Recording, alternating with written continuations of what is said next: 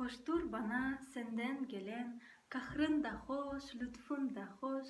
Ya gonca gül yahut diken, kahrın da hoş, lütfun da hoş. Merhaba arkadaşlar, selam dostlar. Mening ismim Aygerim. Men sizlerge осы YouTube kanalımda Türk tilin Қазақша үйрететін боламын. Al sonымен dostlar, alғашқы сабағымыз түрік әліппесі. Түрік әліппесінде түрік алфавесі деп айтады. Яғни түрік әліппесінде 29 әріп бар. Әріп деген түрікше харф деп айтылады. Харф әріп деген сөз. Яғни 29 әріп. 21-і дауыссыз, 8 әріп дауысты. Ендеше достар, түрік әліпбиімен жақынырақ танысайық. А, Б, Ж, Ч, Д, Е, Ф, Г, юмшақ Г, Х, О, И, Дж, К, Л, М, Н, О, Ө, П, Р, С, Ш, Т, У, Ү, В, Е, З. Бұл жақта оқылу әріптерін түсінікті деп ойлаймын сіздерге. Енді ең қиындау деген әріптерді қазір атап өтейін. Қараңыздар. Ж, бұл қазақшадағы Ж. Негізі С әріпі ғой, бұл түріктерде Ж болып оқылады. Ж. Ч, мына аяғы бар С, бұл Ч. Ж, Ч. Көрдіңіздер ма? Одан кейін мына бір әріп Г. Г әріпі деп оқылады. Одан кейінгі әріп юмшақ Г деп оқылады. Юмшақ Г. Бұл әріп, мен сіздерге қазір мысалдар келтірген кезде кейбір сөздер көресіздер сөздің арасында қалай оқылады. Одан кейін біздің студенттердің өте көп шатастыратын әріпі мына әріп И, мына қасындағы О әріпі. И және де О әріпі. Одан кейін О, Ө. Одан кейін С, Ш. Құйрығы бар Ш. Яғни Ш әріпі бұл оқылады. Құйрығы бар С, ол Ш әріпі. Мына әріп У, одан кейін Ү. Яғни осы әріптер сіздерге ең қиындау болады деген әріптерді атап өттім. Енді осы әріптердің бөлінуіне тоқталайық. Дауысты дыбыстарымыз, жаңағы үнлі харфлер, олар өз арасында екіге бөлінеді деп айттық, иә?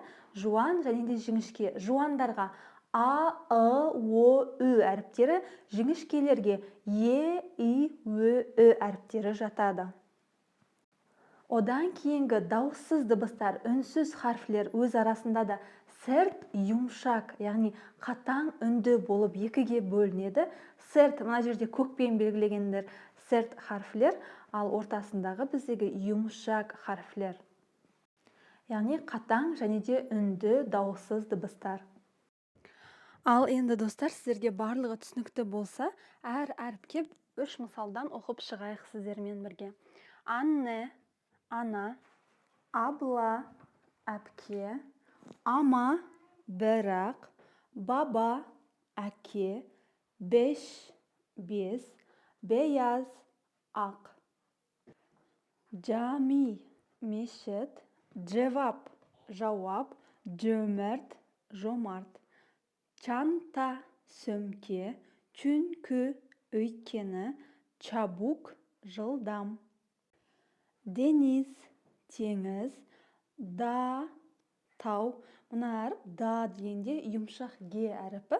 Бұл әріп сөзінің арасында, сөздің соңында келеді. Өзінің алдындағы әріпті екіге созып оқылады, өзі оқылмай қалады. Сонда да болады. Дефтер, дәптер, эльма, алма, эркек, еркісі, эркен, ерте. Факир, кедей, фаре, тышқан, фил, піл. Güç, күш, гүл, гүл. Енді мына жерде жаңағы юмшақ Г әріпі, қараңыздар. Ağaç, ағаш, да, тау, yağmur, жаңбыр. Hafta, апта, hava, ауа, hikaye, оқиға. Іш, жұмыс, ие, жақсы, исим, есім. Ырмак, өзен, ылық, жылы, ышык, жарык. Жюри, жюри, жапон, жапон, жетон, жетон. Kitap, kitap, kız, kız, köpek, it. Limon, limon, lütfen, өтінемін, lazım, керек. Mektup, хат, mesela, мысалы. Nasıl, қалай, не, not, ескерту. Okul, мектеп, orman, орман, on. Öğle, түскі уақыт, ödev, тапсырма, ördek, үйрек. Parmak, саусақ, peynir, сыр, para, ақша. Resim, сурет, rüzgar, жел, renk, түс. Saç, saç, soru, сұрақ. Мына бір әріп ш дедіге қараңыздар. Şarkı, ән, şimdi, қазір, şirin, тәтті. Temiz, таза. Toprak, топырақ, tuz, тұз. Uçak, ұшақ, ucuz, арзан, umut, үміт. Ülke, мемлекет, ünlü, әйгілі. Ve, және, vergi, салық, vazo, ваза. Yaz, жаз, yemek, тамақ. Zeki, ақылды, zengin, бай, зыт, қарама қарсы. Енді сіздерге тапсырма, мына сөздерді өздеріңіз оқып шығыңыздар. Қазір одан кейін сіздермен бірге оқып тексеріп шығамыз.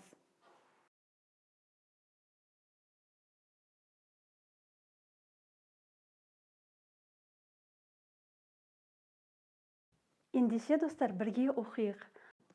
Şiir, şarkı, çanta, ağaç, ödev, cami. Осымен достар, алғашқы сабағымыз аяқталды. Сабақ ұнады деген ойдамын. Егер сабақ ұнаса, лайк басып, пікір қалдырып, каналыма жазылуды ұмытпаңыздар. Алда көптеген пайдалы, қызықты видеолар шығатын болады.